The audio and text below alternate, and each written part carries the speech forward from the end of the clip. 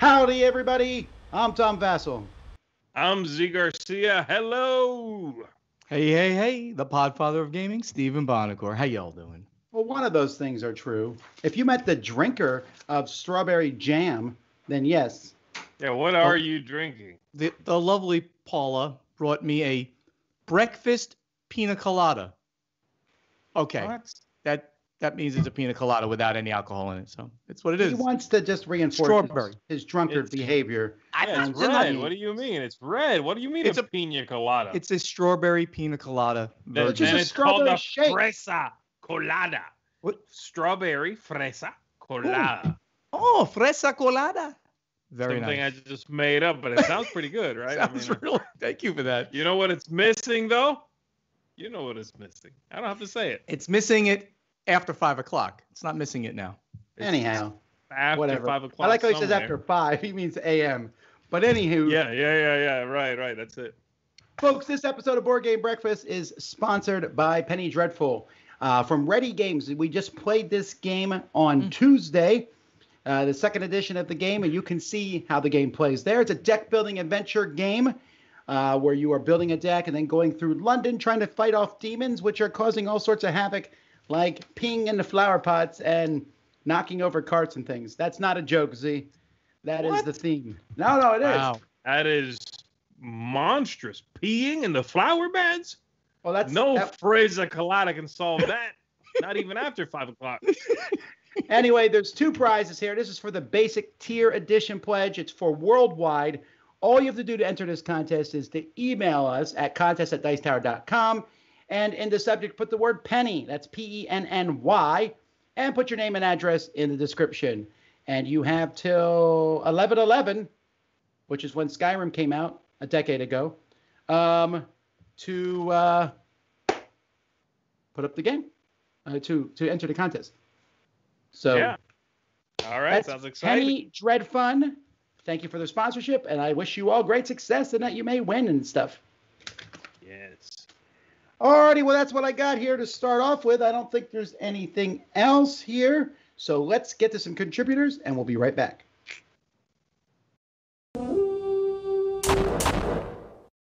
You know, sometimes you just want to get a good book or a good story, curl up in a nice chair, and play a nice game like this. Enemy Coast Ahead. The Dam Buster Raids. Or the Dam Busters, as they say. You know what I'm saying? This game, you gotta prepare before you go out and fight. And that's the fun of it. You get resources and all kinds. You train your men. You know what I'm saying? And then you go on a mission. And then you fail. Well, you gotta retrain new men. Get new resources. But the enemy knows because you failed. So it's not a secret mission anymore. I forgot to mention that. It was a secret mission. You know what I'm saying? Yeah, we know what you're saying. Know what I'm saying? This is stupid. Know what I'm saying? This is not some Harlequin romance type of game. Every person in that game was a real life person that took part in that operation. So it makes it personal. It creates a real story. As a matter of fact, it is! This is a solitaire game published by GMT and designed by Jeremy White. Now, let's get into the map. Okay, fasten your seatbelt because this is a bumpy ride. So this is only the planning turn. You gotta check out the moon phases, the security. What are you requisitioning? How's your air crew? The security, the training, green. Oh my God, navigation. You gotta check the altitude, the bombing thing. Oh my God, is your plane modified? Your flight prep, did you check everything? And that's the training. Let's go on the mission. Okay, so we launched the mission, right? Launch. So we're still in England. Everything's fine. We're connected. Everything's fine. Oh, hazard 1. Check. Roll die. Are we good? Are we clear? Check the do we have any lights on? We're in hazard 2. Oh my God, the alert level. We're in hazard 3. There's the dam. Stop. And now that we've passed all those hazards, all of them, balloons, flat, lights in the skies, now it's time to see if your training pay off. To bomb the dam! So this is the dam square. That's your target map. Up here is where you are.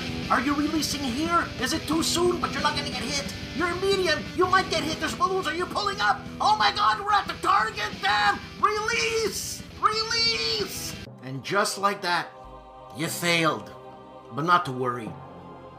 There's first wave, second wave, third wave, fourth wave, so you practice with many, many, many planes, because all that work, then you gotta start over again, but you better be smart about it next time if you lose everything. But it's fantastic.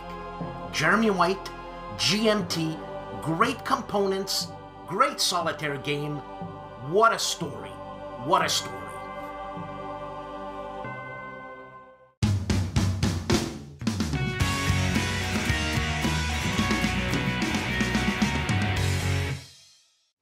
Hey there everyone, it's Jen, the board game librarian, flipping some pages and pushing some cubes with my segment From the Page to the Table, where I pair a book and a board game together and do my librarian magic. Woo!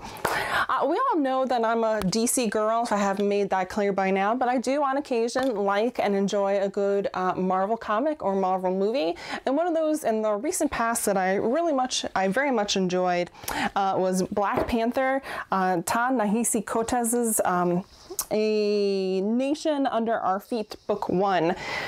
We have in here a Black Panther who was already fully established. He is well known in hero-dom of sorts, but things are not going great in Wakanda. There's a terrorist on the loose, and someone is looking to bring down this great and powerful nation with such wonderful technology as looking to bring them down. And the people of Wakanda need to work together, and they need to rise above and beat this real baddie going on here. So I paired it with Marvel Villainous, Infinite Power, Ravensburger, Prospero Hall, 2 to 4 players. In Villainous, you are looking to be the ultimate villain and defeat your opponent. One of the unique things that's going to make this different than the Disney Villainous, if you're on the fence as to which one you're going to like and or buy, is that in Marvel Villainous, the Fate decks, so essentially your heroes, their sidekicks, any kind of quote-unquote good powers, are going to be shared. So Matt and I, his Hela Fate deck and my Killmonger Fate deck were shuffled together and shared. As a reminder, if you haven't liked the Literary Gamers on YouTube, head over there. We have a giveaway going for one of my husband Matt's books. And as always, happy breakfast.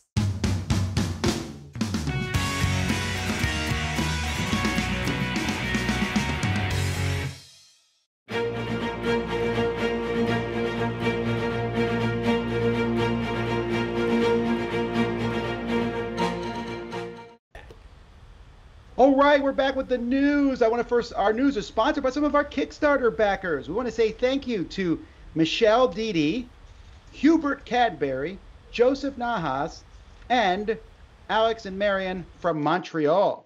So thank you all for sponsoring our show via Kickstarter. Thank you. All right, our first piece of news is actually not on the PowerPoint because I just found out about it an hour or so ago. And that is the fact that the GAMA trade show, which happens every, is it March, April, somewhere along there, it's going to be digital this year rather than occurring. The GAMA trade show has been officially announced to be digital?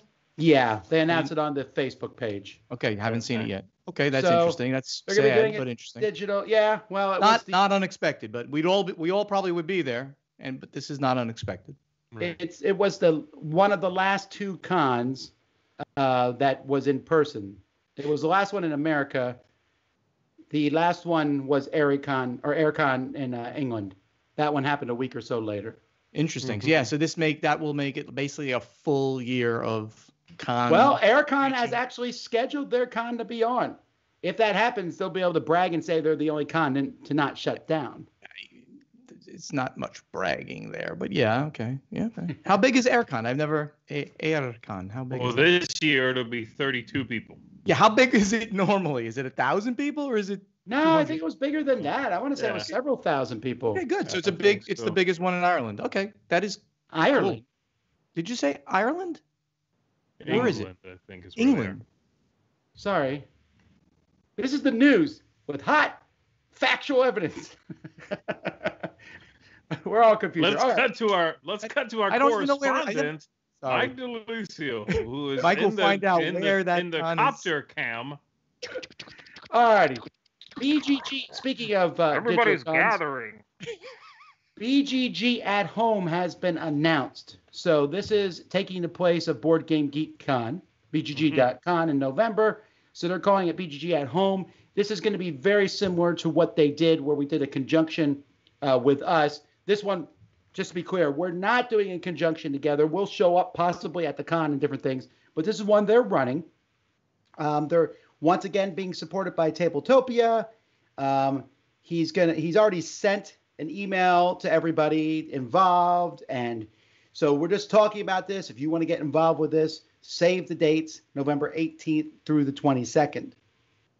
Not only that, but good news for everybody who likes going to Board Game Geek. One of the things people like to go to Board Game Geek is to go to their promo store. They have a lot of good promos. I have delved in there more than once, twice, 10 times, 50. Doesn't matter. Lots. Been there a lot. Well, old Dice Tower promos, not anything from 2020 Kickstarter, but stuff from Kickstarters from years past from the Dice Tower will be available there at some point this month. So keep an eye out for that. Awesome. Yeah, I'm pretty excited about it. So it's an easy way for people to get those promos, and they'll be there. But I just want to clarify to our Kickstarter backers from 2020, that's not this year's stuff. That is stuff from the past. That's been shipped there. I can finally get some promos. No, sir. I have a list of people that says when these people ask, you say no. Promos not for Dice Tower and their employees. Oh, no. I'll buy them for you. Don't worry. Thank you. All right, let's talk about Rummikub. Rummikub, which is a pretty old game. I want to say it's 30 years old. Mm-hmm. It's a pretty old game. Now there's the Onyx edition of it coming out. I was more excited about this than maybe I would normally I should be, because I like Rummikub. I actually played it for the first time fairly recently, and I had a good time. Paula loves it, so we got to play it, and I'm looking forward. I'm going to buy this. It looks nice. It's very pretty presentation, probably modern production. So cool. Yeah, this is one of those games that I still have not played, Rummikub. But this version looks really good. If I was going to play it, this is the one I want to play. Yeah, hopefully the production of it is pretty high. They look good, those tile racks and everything. So hopefully the quality of those is excellent. Do you have a date on this? I don't see it in the notes. No, I don't know. I know it's soon. And just as soon from the same folks who bring us Rummikub, this is Pressman, by the way, we have Unsolved Case Files. This is yet another, looks like it's kind of an escape room game. Not quite. This is more where you're solving a crime, looking at all the different pieces of evidence. I like this, with the exception of when I look at this, they definitely are using headshots from different movie actors rather than what looks like real people. But whatever. You just mean the term actors. movie actors is very, very generous. But I understand what you mean. They're using headshots. That's where that sentence stops. From with that failed my word, TV infomercial performers.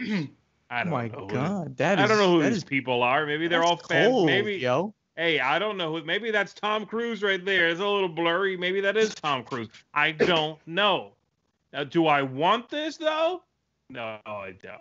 The guy with the beard there on the left. The guy with the beard is he's the criminal in this one. I can tell right now. For sure, people with beards are very much suspect more. That's true. This is a new.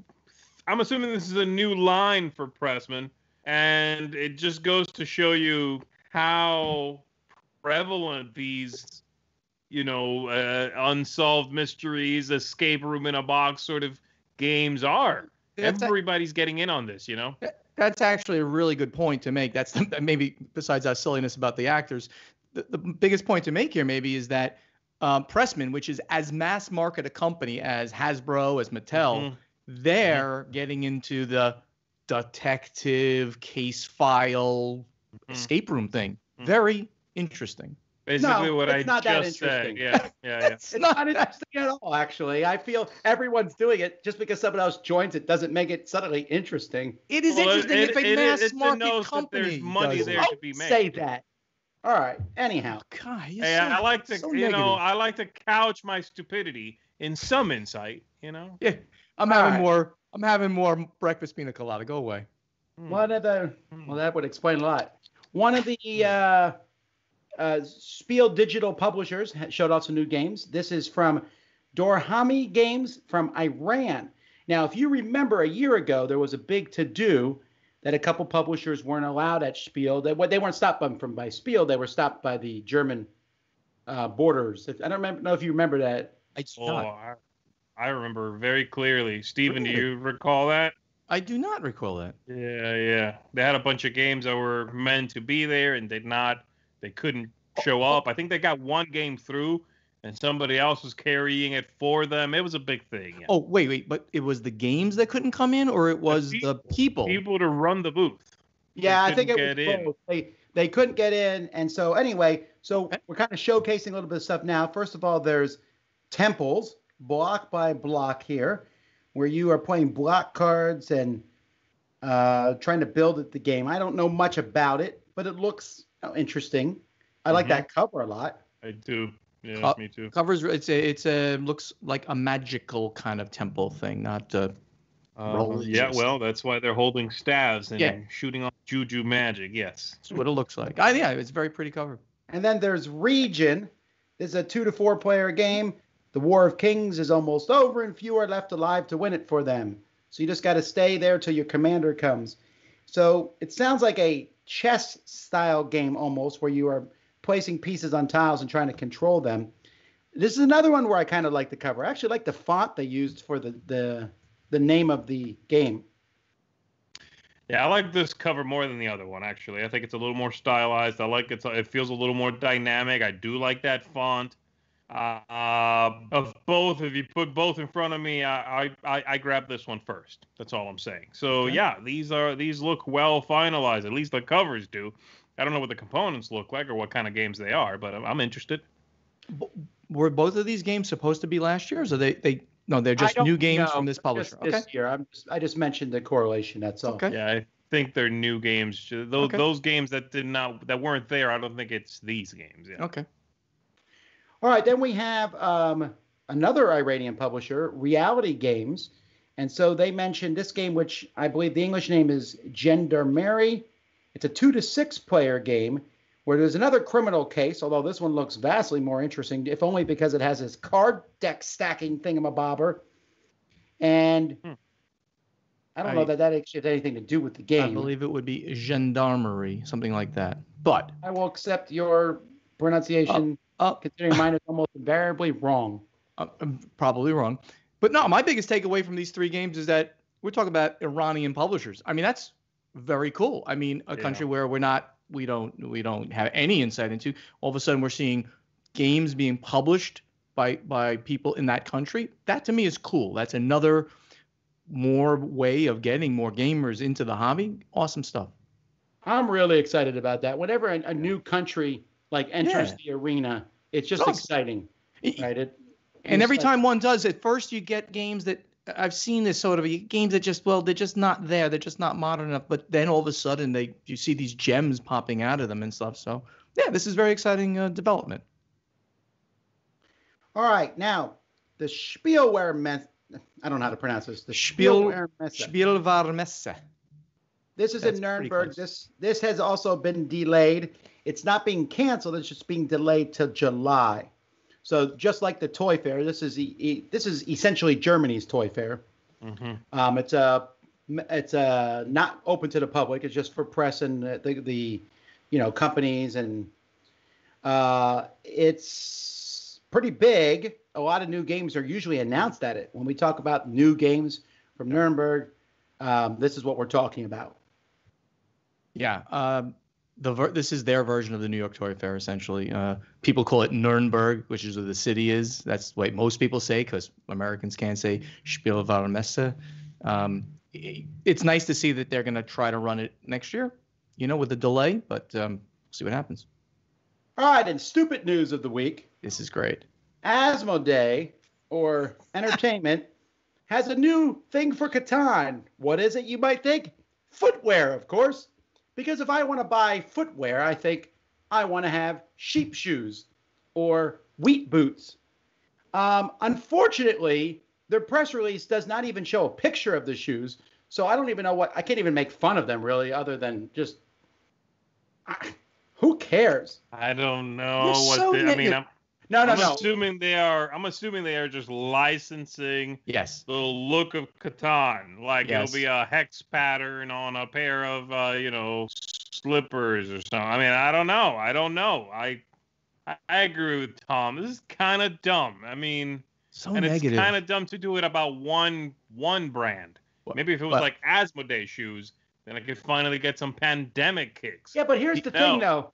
When it comes to buying a hat or a tie or a shirt, whatever. Shoes, though, it's incredibly important to buy quality shoes for your feet. I don't care what's on them as much as I care how comfortable they are and how good they work.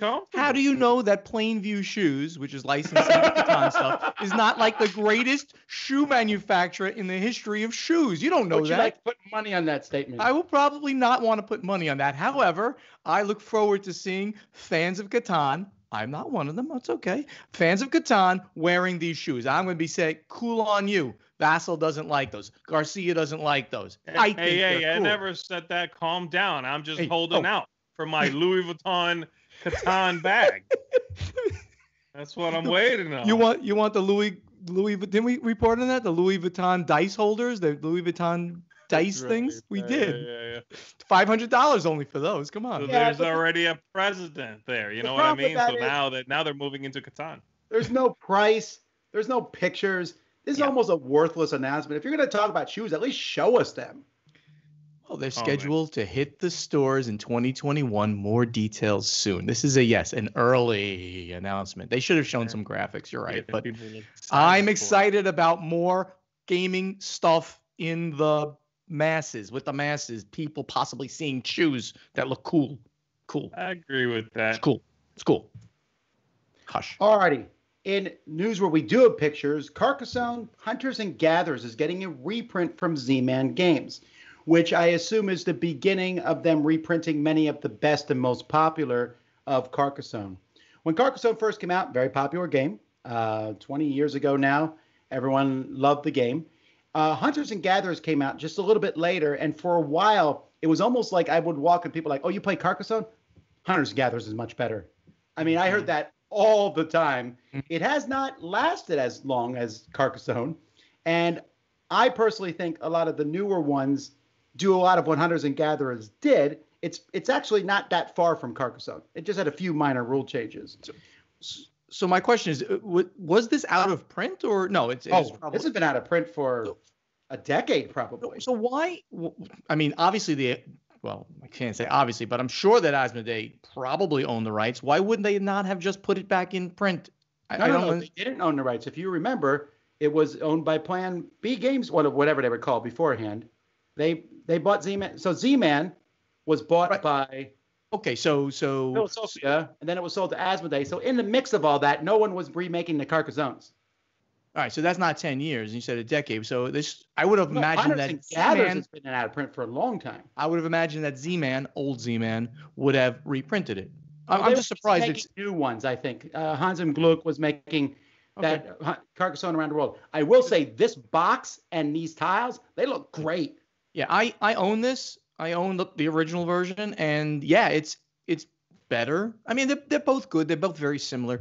This is an improved edition of the original Carcassonne, so it's a good game. So it's nice to see it coming back. It's beautiful. I like the original one better, but I can see why people like this one better too. Mm-hmm. I think they're both good. They're both very good. But I'm just really happy with the look of this one. It kills the original looking. I mean, this one's way better than the original copy. Yeah, definitely. All right, then we have Board Game Geek has a new homepage. If you haven't noticed, you may not have noticed, depending on how much you go to Board Game Geek's homepage. You can still skip it just by clicking the link at the top that says Dashboard and go to what it used to look like anyway. But this is supposed to make it easier and friendlier for people who just stumble across the web page as a whole. I think this is a good idea for web pages to do. I think the idea ultimately is to make it. I think it's to make it a little less intimidating. Yeah. For someone who doesn't frequent the website, you know what I mean? And so. Yes. It's sort of splashier as far as big pictures and attractive colors and fewer sort of rabbit holes to fall down into if you don't know where you should be clicking to find whatever you think you're looking for, right? Right. I've been messing with it a little bit. Seems well put together. I like a couple of the things that pop up as you're looking at it, like near the bottom they have a big thing that says, hey, have you rated this thing? Rate it, and they give you a big image for that. You can rate it, or you can skip it to see what else they suggest you rate, stuff like that. It's neat. I'm looking forward to messing with it a little bit more. I think the statement that it should not be intimidating for a new user. When we talk about it, we say, hey, there's this thing called Board Game Geek that since you're into games, check that thing out. Great launching pad for all games. Now you got something that people don't look at it and go like, yes, I'm dying here. I can't look at this thing anymore. Now you have a place, and then they can explore on their. I'm actually surprised there was. I mean, I'm not surprised that there's vitriol against it because people complain about anything. Obviously, any change, but it doesn't affect the average person. You can just make the dashboard your homepage, and it looks the same as it always did. This is just an extra page for new people, and I think that's great. Have you heard about the internet and the? Yeah, I know. Yeah, that's just it. That's just. People like to complain. Yeah, they do. All right. Primeval Peril. This is a print and play prequel to Sleeping Gods. So Sleeping Gods, coming from Ryan Laukat, Red Raven Games, has been delayed, as has many games been this year. So Ryan Laukat decided that he would just give people a print and play that they could play while they're waiting for the game to be sent out, called Primeval Peril, which looks cool. I like pretty much everything Ryan Laukat does, so I'm assuming it's good. I hate Ryan Laukat. He's so darn talented, and he's so darn nice. Everything about him annoys me. He's so nice and talented. I love him. Now who's being negative? Yeah. All right. No, obviously tongue-in-cheek. The guy's amazing. The guy's ridiculously talented. He's so nice. He's nicer than the nicest person you've ever met. So good on him. Good guy. All righty. Hasbro made gains in gaming because everyone's stuck at home, so people are tending to buy more board games. Anything else you want to say about this? Wow. So, yes. No, I mean, that's really what it is. I mean, what else are we supposed to say? Well, no, but the point is this reinforces the fact that gaming, mainstream and hobby gaming this year has been incredibly strong. I mean, to the point where, in April, when everyone thought that gaming was potentially we're done. Everyone's done. The world is gone. Who thought that? If you would have seen sales figures for the month of April, you would have said, wow, maybe we're in big trouble. But then sales have been better this year in the hobby channels, better this year definitely in Amazon, and now the mass market is showing the same thing. Of course, they lump things together, which is so bizarre. They they're franchise brands, Magic the Gathering and Monopoly. I mean, like, really, that's a way of, like my friend, the president of and I told him he shouldn't be putting things like together. No, I'm kidding, but he shouldn't be grouping things. They shouldn't be grouping things together like this. But gaming is up globally. Wonderful. All righty. And finally, last time we mentioned that Satish, one of the presidents of North Star Games, passed away from cancer. And one of the things that people don't realize is that he has a son who's being born who he never met. So they started a memorial fundraiser for that. We'll put a link to that. I don't know if it's in the description of this video yet, but we'll add it there. But at some point, to go, there's a GoFundMe for a scholarship for his newborn, and also he created a special version there, Dude, which was the last game Satish worked on, with his portrait on it. And if you look online, there's a lot of nice memorials to Satish. Steve was talking about the nicest person in gaming, Ryan Laukat, but actually Satish may win that award. He was definitely one of the nicest people I ever ran across in gaming, period. He's a wonderful guy. He will be very, very missed. And it was a very sad ending for him, right before his son's to be born. So very sad. All righty. Well, that is the news for today, folks.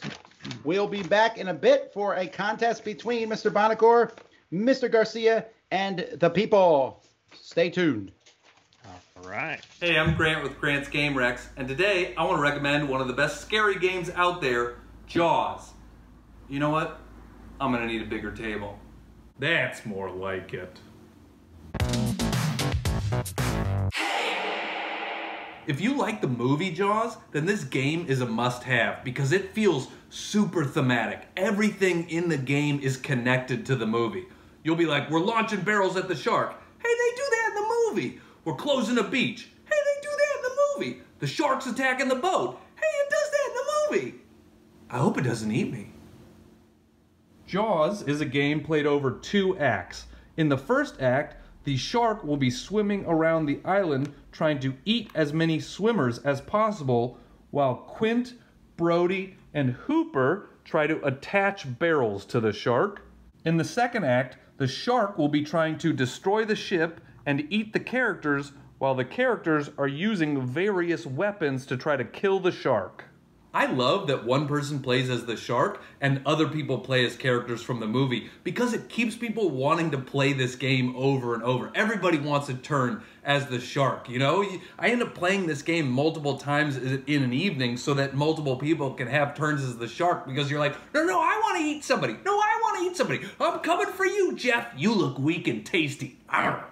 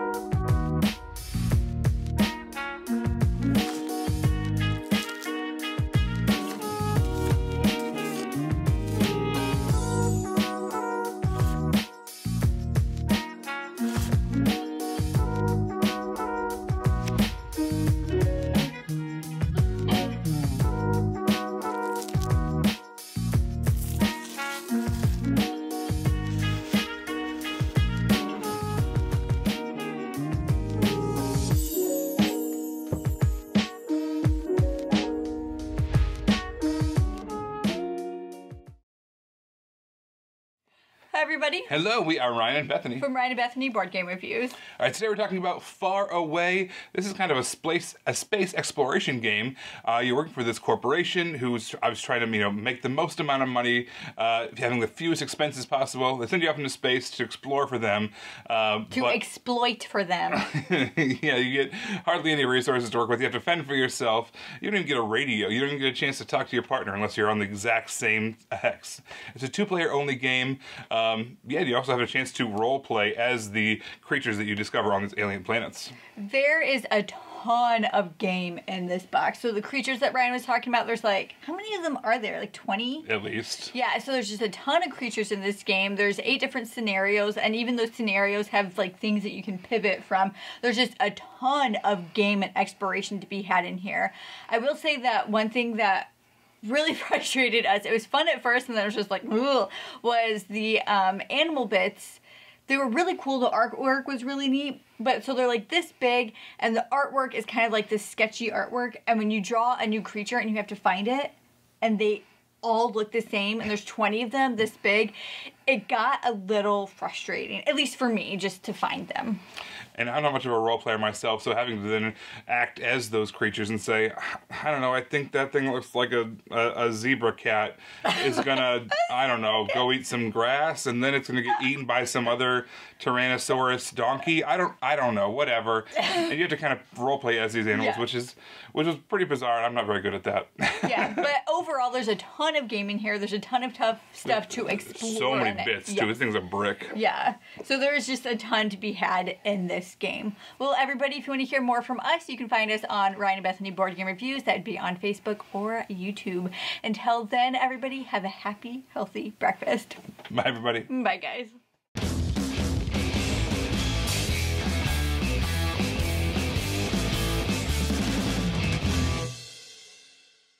Hey-o! Hello! I'm about to crush it. Ooh, virgin pina coladas. Ooh. All right. We told you couldn't say that after you put the drink in during the commercials. All right, folks, we're going to do a game we've done before. I just like doing this one a lot, where I'll be giving everyone in chat a poll.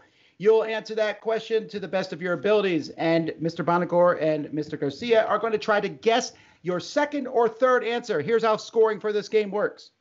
If you guess the one that got the second most votes, you will get 5 points. If you guess the one that got the third most votes, you will get 3 points. If you guess fourth or fifth, you give the people a point.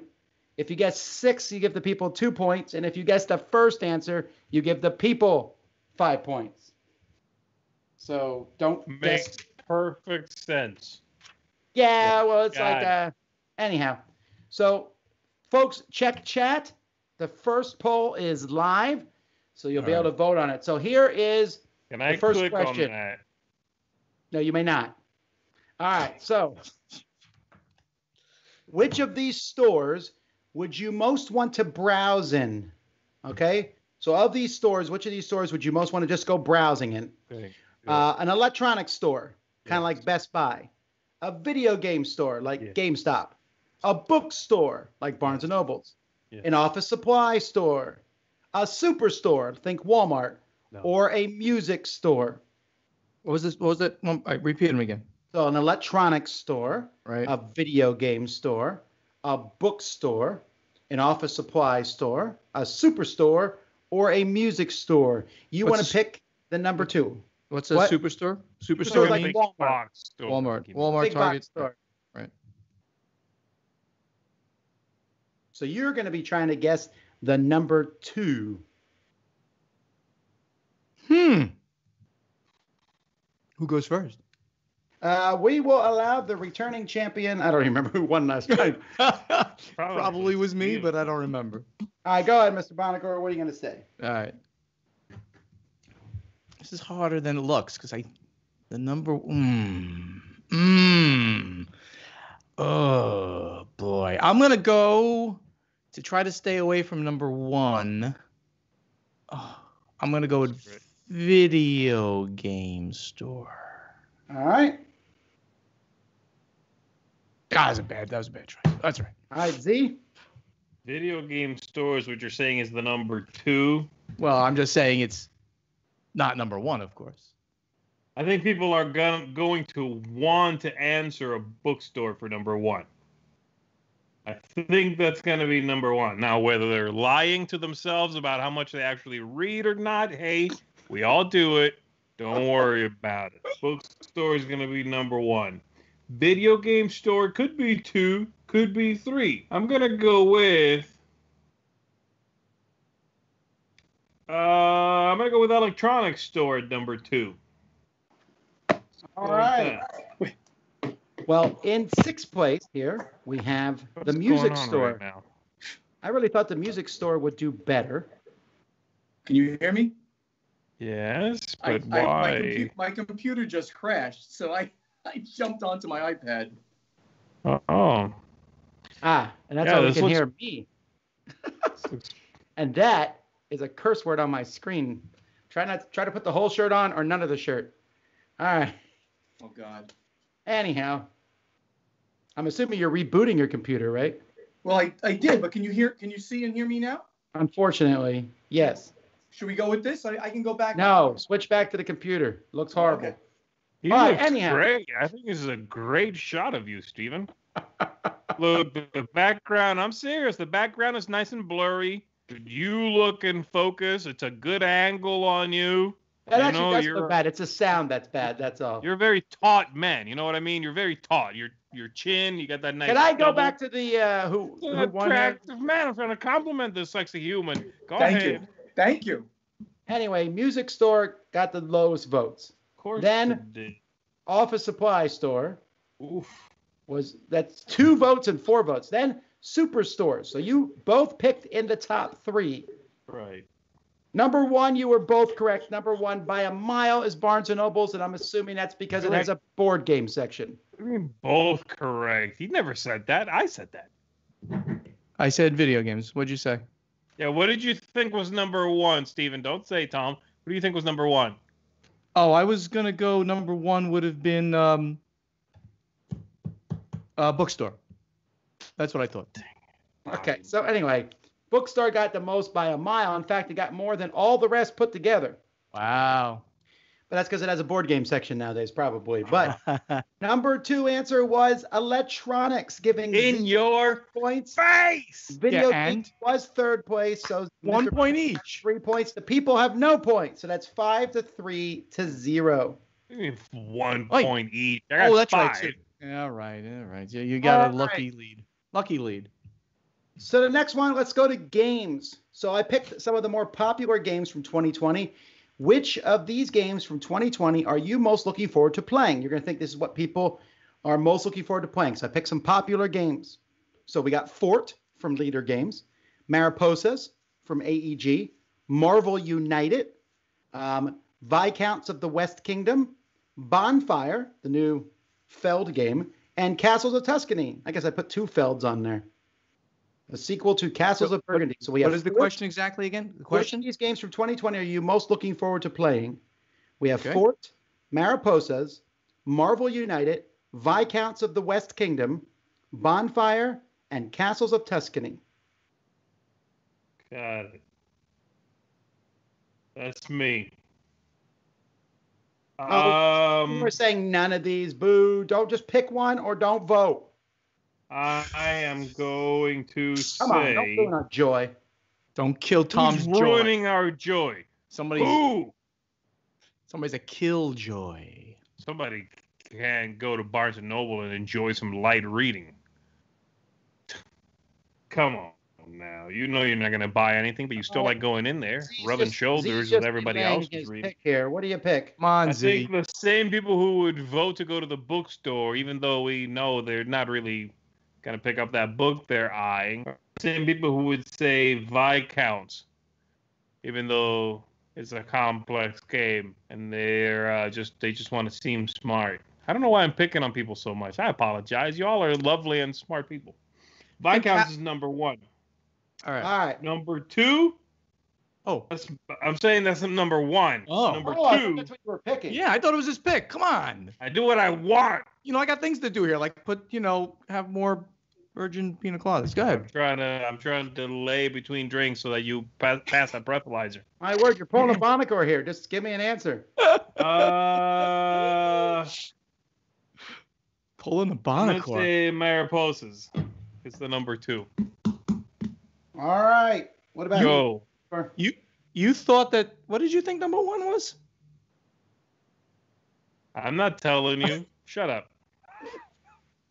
It's really rude. I'm going Fort. That's the dumbest answer. Okay. All right. Let's see. Come on, All tell right, me so- I whooped him. Tell me. Number 1, Z was correct on. It actually is Viscounts of the West Kingdom. Come on. There you go. Cat. Number 6 is Bonfire. I wonder if that one might get Nobody more knows as what it is yet. time Yeah, comes out. sure. All right. Then right above that's Marvel United. I thought that would be higher. Again, I went and looked at the most played games to pull these off of. Then number 4 was Fort, giving the people a point. Number 3 was Castles of Tuscany. Number 2, Mariposas. 5 more points for Z. So the current scores are: People have 1, Bonacor has 3, and Z has 10. That's not good. I thought Castles was actually going to be number 1. I was going to say Castles. And when I win, I will write the rules for the All right. games. This next poll is very, very retro, and I apologize that Z might have no idea on this one, but I just felt like putting it in here. Which of these fads from the 1980s would you want in your Christmas stocking? All righty. A hacky sack. A slap bracelet. You know those bracelets you slapped on and wrapped around your wrist. Garbage Pail Kids. A yo-yo. They were selling like crazy in the 80s. Muscle Men. Those little pink men that you went around. Or a Rubik's Cube. Muscle Men? Okay. I know What some of these are is- still sold today, but these were all fads in the 80s. Which of these fads would you want in your Christmas stocking? I asked people. Hacky sacks, slap bracelets, Garbage Pail Kids, yo-yo, Muscle Men, or Rubik's Cube. I actually think I'm at a disadvantage to this because most people out there are like, You're not. Slap, most people out go there are through like- them again. I'm sorry. Go through them again just one more time. Hacky sack, slap Hacky bracelet, sacks, Rubik's. slap bracelets, Garbage Pail Kids, yo-yos, Muscle Men, and Rubik's Cube. Garbage Pail Kids. Yo-yo. What is a muscle man? I don't know what that is. These Too are bad. little pink dudes that you would then wrestle with each other. We all loved them in the 80s as toys. Okay. What's the yo-yo? wait, Kidding. I go? Yes, Steve, you're first. Yeah, these are all bad, very bad. What are you talking about? These are great gifts. I would love to have a whole sock filled with these. I'm gonna be that now. I know what to get you for Christmas. I'm very happy to buy you any of these or all of them. I would like all of them, actually, so thank you. There you go. I'm gonna go with yo-yo. All I right. think that's number 2. Might be number 1, but at least I think it's gonna be high because, well, I have a reason. I think yo-yo is gonna be number 1. Oh shit. So Sugar. I'm gonna go with these are all terrible. So I don't know. I'll go yo-yo. I think yo-yo number 1, maybe Rubik's Cube number 2. But it's been a smart crowd. Today they're picking like the smart answer. Rubik's Cube is the smart answer here. Did you delay anymore? Just because nobody has anything to do today. Wow. Rubik's Cube. Final answer. Okay. All righty. Well, that does change up the game here. The lowest answer was Muscle Men. Right ahead of that was Garbage Pail Kids, which I love. Then Slap Bracelets. And then the number 3 answer was Hacky Sacks, which does mean one of those answers is 2 and one is 1. Fine. The number 2 Fine. answer, Yo-Yo. Yes. Putting Rubik's Cube as number 1, which now changes the scores dramatically. I'm just trying to leave a little tension in this game. It's really the only The reason. people have 6 points. Mr. Bonacor has 8 points, and Z still has 10. But that is a much closer game. Yeah. Am I allowed to pick what Steven picks? Yes. Oh, you can?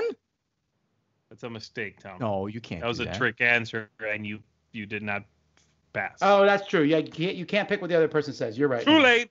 I take back what I said. I would like to go with Yo-Yo, please, is my pick. All right. Which of these game designers would you most likely buy a game from sight unseen? So you don't know what the Slapstick game is, Bonacor. but you know the designer. Here are the designers. Go. Stefan Feld, Eric Lang, Reiner Knizia, Uwe Rosenberg, Isaac Childress, and Rob Daviau. That's Stefan Feld, Eric Lang, Reiner Knizia, Uwe Rosenberg, Isaac Childress, and Rob Daviau. Which of these would you buy a game from, the people, sight unseen? You're going by their name alone. This is a great question. I hate to say that and inflate your ego, but this is a brilliant question. Because I know, after looking at this, I think where I want to pick for me, but what do the people want? Sight unseen. Well, you could say what you would pick. That's fine. It doesn't really affect me first. No, it does affect it. I got to go to the number 2 answer of the people, right? Me, right? First. Well, sure, but the people have already voted. Yes, go ahead, Mr. Garcia. I'm going to go with Feld. Feld. All right. That, sir, is the number 1 answer. So you fell into that. You fell into that trap because that's the number 1 answer. I think so. I think that's number 2. I think it's going to be close, but I think it's 2. And number 2, wow, number 2. Ooh. See, I know I'm picking Childer. I'm picking Isaac because I'm a huge fan of Gloomhaven, and you're on a first name basis with him, like that. Isaac. You're cool. I love him. He's a nice guy too. Right. Stop with the name. You know what? I'll pick Isaac Childers, and maybe he's coming number 2. There you go. All righty. Well, here we go. Let's start with last place, which would have been a very different place for this person had this been done in the 90s. But Reiner Knizia. Is Reiner Knizia here. Yeah, absolutely, for this group. But he did get votes, and this was very close. Like, he's only 1 vote behind the 2 people who were tied for 5th. Let's go back to number 1 is Uwe Rosenberg. By a mile. Called it. Woo. And then number 2, Eric Lang. Wow. No. Number 3, Rob Daviau. And tied for number 4th, Stefan Feld and Isaac Childress, which gives the people 2 points, bringing their score up to 8. It is now 8 to 10. I know that you guys did this to keep things exciting, and I appreciate that. Wow. Maybe they don't know Isaac Childers, did the number 1 game and soon to be probably the number 2 game once and nothing else almost. So calm down. That's a flawed answer. But the guy's a genius when he came up with Gloomhaven. Have you played Gloomhaven? Have you really played Gloomhaven? You haven't played it? Of course not. No. I only play games from proven designers. It's a genius game. It's absolutely a Stop being trolled here. I'm trolling. There's something in them every now and then. Like the other day, I was baking a pie, right? It was a genius pie. It was epic. An epic pie. All right. Here's the next question. We got a few more questions. We need to get going here. All right. Oh, come on. Just call it right now. I'm winning. A new structure is being built just 1 block from your house. Okay. Oh, no. You would prefer it to be which of these? Oh, this is great. A gas station. What gas station? A gas station, a convenience store, a grocery store, a fast food restaurant, a high-end restaurant, or an Amazon depot. So a new structure is being built a block from your house. Would you prefer it to be a gas station, convenience store, grocery store, fast food restaurant, high-end restaurant, or Amazon depot? My turn, right? It is your turn. There is only one. Wait, I have to wait until they get. There's only one answer. Do I have to wait? Is the audience actually doing No, this? there's enough votes in that you can get. You can go now. There's only one answer to this question. Are you kidding me? A high-end restaurant. Put it there. Put it right next to me. High-end restaurant. You're thinking that's going to end up at number 2. Okay. I think it's going to be high on the list because I don't like most of these answers. It's a coin cost for me. Coin cost. Coin cost? Coin costs. You said coin cost. Coin costs. Yeah. It's going to be a coin cost between gas station and grocery store. Really, that's it. So, all right. Gas station. I think we have a high-class gamer on here, and they want a nice high-end restaurant right now. Yeah, and they also need fuel to get to it. All right, guys. Well, you know what? In this instance, I'm not going to hold you all in suspense because you picked both the highest and the lowest answer. High-end restaurant is number 1. Gas station by a mile, 6. That gives the people 7 more points. putting them clearly in first. Second place was grocery store. Third place was Dang fast it. food. Okay, so it was come on now. It was a coin toss, like I Fourth said. place was convenience store.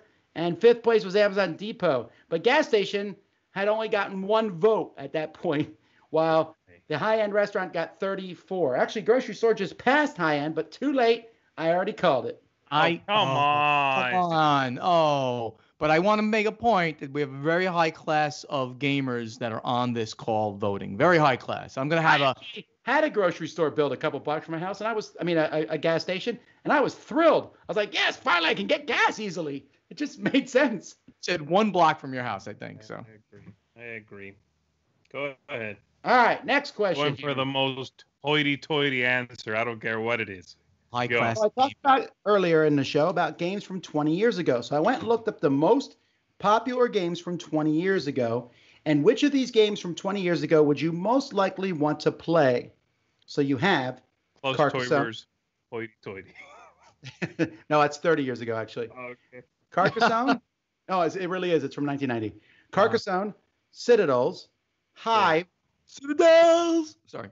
Did you Battle say Hive? Yes. Battle Line and The Princess of Florence. These are the 5 most owned or most ranked games from 20 years ago. Carcassonne, Citadels, Hive, Blocus, Battle Line, and The Princess of Florence. Which of these would you most likely want to play today? You have 6 games, right? I did. Carcassonne, Citadels, Hive, Blocus, Battle Line, and The Princess of Florence. The game you'd want to play most right now. That's correct. Okay, I'm gonna say Carcassonne's overplayed. Number 1, 2, Princess of Florence. He fell right into the trap. Carcassonne. No, wait. That is number 2. Carcassonne's gonna be number bad. Oh wow, I'm in trouble. I'm in trouble. You're not in trouble because you can get points no matter what. Even if you think the number 2 answer is gone, you can still get the number 3. I'm gonna go with. Wow, this is really hard. Thank you so much, Tom, for making this hard. You know what? Stop delaying with your delay tactics. I'll go with. Go with.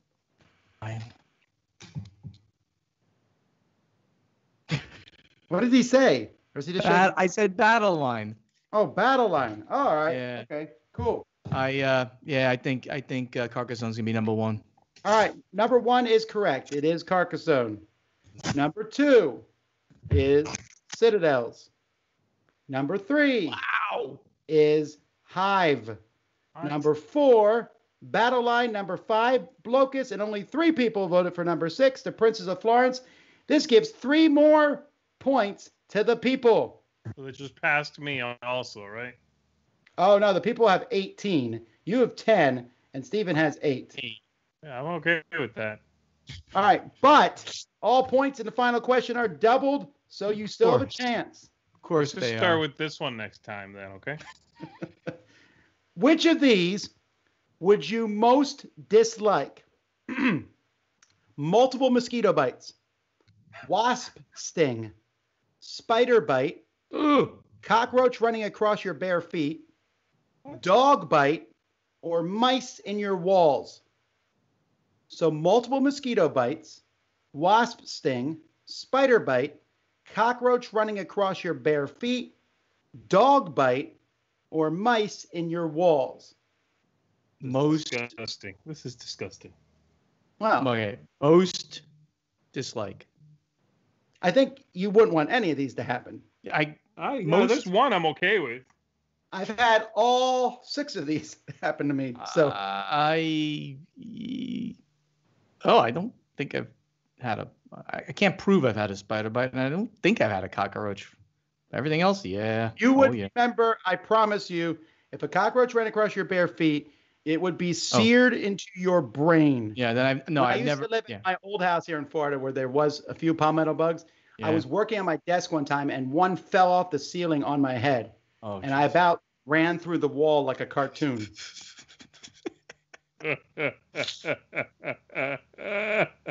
Is it me or Steven? Steven gets the final start here. Go ahead, buddy. I'm just going to answer whatever you say so that I at least beat you. Go ahead. Most dislike. I guess this is a rough one because there's not a lot of good answers here.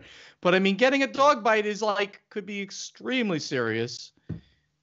But maybe people have a dog lover, so they're used to, a nip here and a tuck there and a thing here and then whatever here.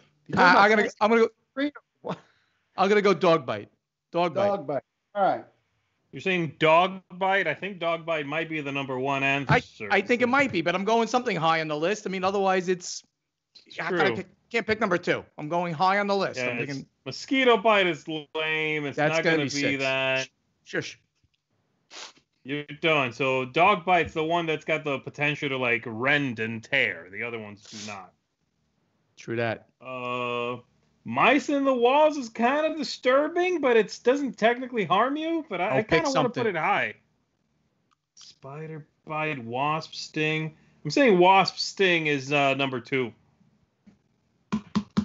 Going with that. A wasp stings you in the eyeball. That's gonna hurt. That's gonna leave All a mark. right. The number 6 answer was multiple mosquito bites. Yeah, I had that. Annoying, but pretty low. Yep. After that, we had some pretty good spreads here. Number 5, spider bite. Okay. Number 4, wasp sting. Oh man. Oh, I'm sorry. Nope, I was wrong. Number 4 is cockroach running across your bare feet. Oh man. Number 3 is wasp sting. There you go. Oh man. That's 6 points for you, Z. Oh great. Number 2, and this was really close between number 1 and number 2. 35 votes and 33 votes. Number 2 was mice in the walls, making number 1 dog bite. Oh, I can't believe 10 more this. points. Man, I almost picked the mice in the walls. Oh, 6 more. So the people ended with 28 points. Z ended with 16 points, and Mr. Bonaker ended with 8. All right. I did not lose I lost to the people, not to Z. That's the important point. I feel like you lost to everybody. I kind of lost to everybody. Everybody. You lost to Tom, who wasn't even playing. I lost to Alrighty, thank you both for playing. Folks, we're almost done here, but we have a few more contributors. Let's take a look at what they have to say, and then we'll be back.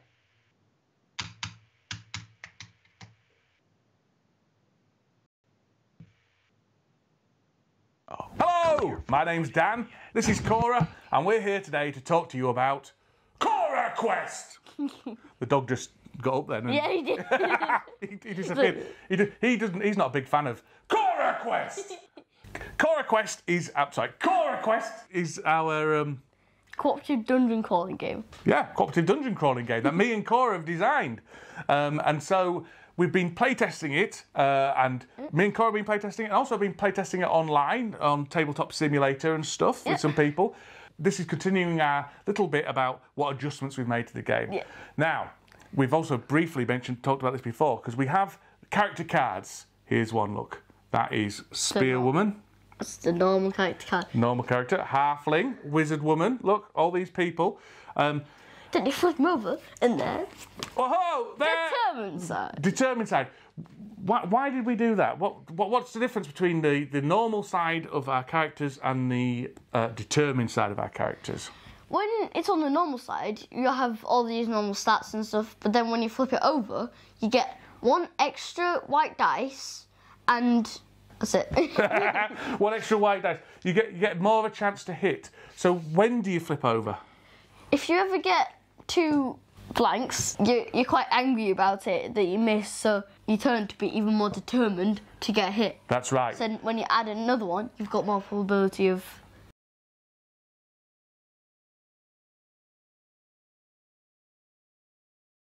The reason... Why did we... If your character misses when it's trying to hit an enemy, then you get to turn over, and then you're more likely to be able to hit next time. And why did we do that then? Because we kept getting a lot of misses. It was quite hard to actually defeat the enemy. It took a few turns more than it probably should, so decided to make it just a little bit A easier. little bit easier. And the other thing is that when people miss, you can often feel quite frustrated Yeah. and upset. And a certain Mr. Mike Delisio, who has play-tested it with me as well, the old doddery man Mike Delisio, he started sulking because he kept missing and talking about how the dice weren't his friend. And, I mean, that man has no friends anyway. But still... and so that takes a bit of the sting out. If you know that next time, when you miss, you're going to get something good happen to you as well, it takes some of the sting out of it. And that can be useful for young children and also useful for old, doddery, sulky old men. So there you go. That's the flipping mechanism we've got on our character cards. And also, as soon as you end up actually hitting, then you have to flip it over to the normal That's side. true. You have to go back to your normal side because you're no longer as determined. Yeah. Okay. As always, you can find out more about CoraQuest. Sign up to our newsletter to find out everything that's going on. At CoraQuest.com. Yeah, CoraQuest.com. So thank you very much and goodbye. What is up? My name is Melissa McCack, and this is Smashing Buttons and Slamming Cards. This is a segment where I talk about a video game I love and I connect it to a board game I love. And this week, I want to talk about Hearthstone. So Hearthstone, I think, totally makes this list because there's no actual real cards. It's a total video game, but it acts a lot like a CCG where you're crafting your deck and you're crafting cards and all this stuff, and you're playing them to the table, trying to ultimately beat your opponent. It's a 2-player game, and you can rank up if you'd like to do that. I'm pretty sure you could go through dungeons and everything from what I can remember. To be fair, I'm on and off with Hearthstone. I feel like sometimes I get really into it, and then other times I'm like, whatever, Hearthstone. But anyway, I like to connect that to Hero Realms. So I know that the obvious choice would have probably been to actually pick a CCG for this connection, but I wanted to go with Hero Realms because part of the beauty of Hearthstone is that you don't really have to pay anything to keep collecting cards like you do in a physical CCG. So with Hero Realms, you just pay this one-time fee of this little box, unless you want to get expansions and stuff. But anyway, it's got the same idea of creating your deck, whittling down your opponent's life points to 0, attacking them. And Hero Realms specifically has that fantasy feel and that theme and the artwork and everything like Hearthstone does, as opposed to something like Star Realms. But you could connect this to Star Realms too, that's fine. I have never actually played Star Realms. I've only played Hero Realms because I love fantasy stuff. Although I like sci-fi stuff too.